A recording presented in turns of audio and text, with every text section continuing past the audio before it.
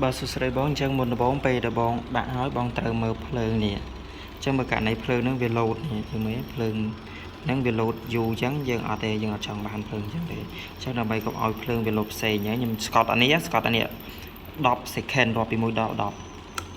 muối phí bấy bốn pram muối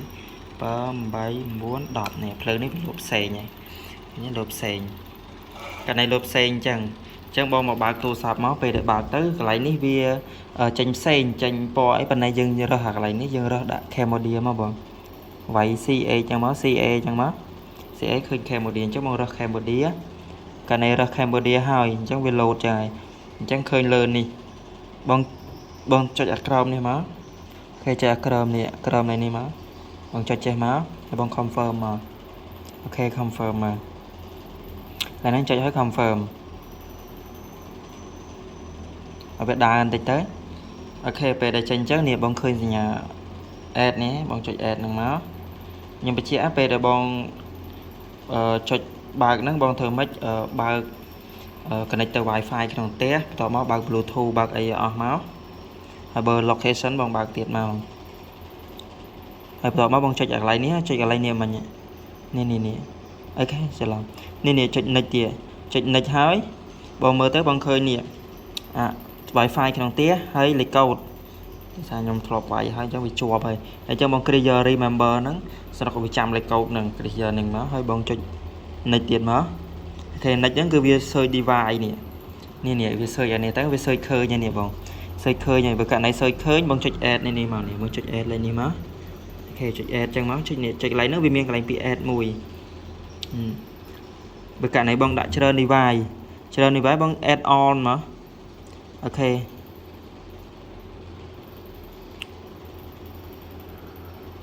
កាលnày chẳngហើយ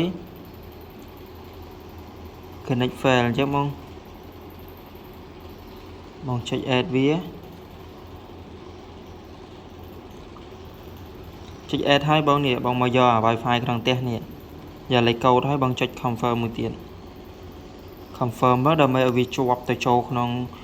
wifi អញ្ចឹងមកកន្លែងហ្នឹងគឺមករស់ wifi នៅក្នុងផ្ទះចុចលើវាឲ្យវាវល់ដើម្បីវាជាប់ទៅក្នុង wifi ក្នុងផ្ទះប៉ុន្តែខ្ញុំបញ្ជាក់លេខកូដ wifi ក្នុងផ្ទះ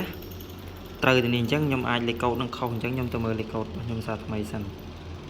បាទអញ្ចឹងលេខកូដខុសហើយខ្ញុំវាយគាត់ចូលម្ដងទៀតតែលេខកូដនេះលេខកូដខ្ញុំ share ដោយសារខ្ញុំ share ចេញពីទូរស័ព្ទកាន់ចូលអូខេកាន់ចូលអញ្ចឹងករណីហ្នឹងបើវាចូលលេខកូដបងធ្វើម៉េចវាយដូចនេះអានេះ wifi នេះលេខកូដ wifi ដែលខ្ញុំ share ចេញពីទូរស័ព្ទខ្ញុំចុច next ទៅបងគេចុច next មកហើយចុច next ទៀតនេះ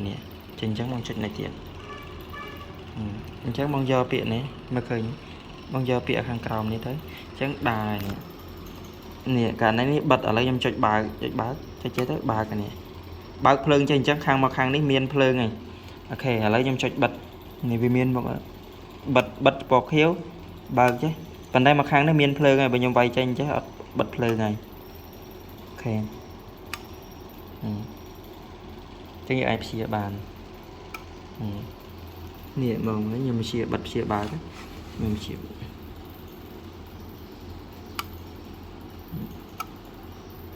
អរគុណ